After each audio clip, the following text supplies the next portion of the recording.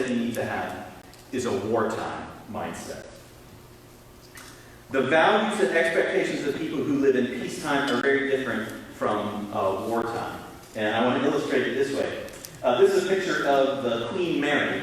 Queen Mary is a luxury cruise liner that was built back in the era where those things were a thing, kind of the post-Titanic era. And it was designed to carry 3,000 people from one side of the Atlantic to the other. But then when World War II came, they stripped that thing down and turned it into a troop carrier.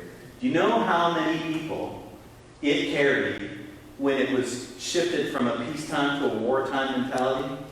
There's one of the times that they took it across, there were over 16,000 people on a ship that they built for 3,000 in peacetime. Okay. In wartime, you shift gears, you change values, you focus on what's most important. It's not business as usual. You make sacrifices, you live without luxuries, and you prioritize the mission.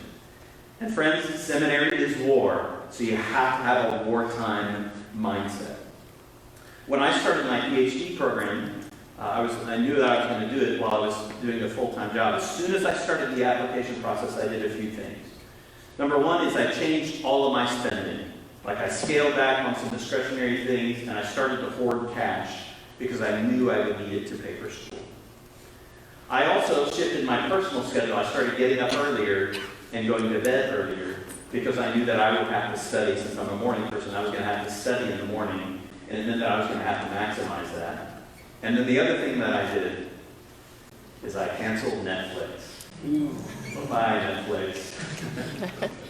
So, wartime mindset. Now, war is hard, but it's also temporary. The reason you make sacrifices in war is so you can get through the war to the other side to peacetime. Okay? And so these are the two mindsets that I want to just sort of frame our discussion tonight. I think they're going to help you make the kind of choices that you need to get through your program and graduate.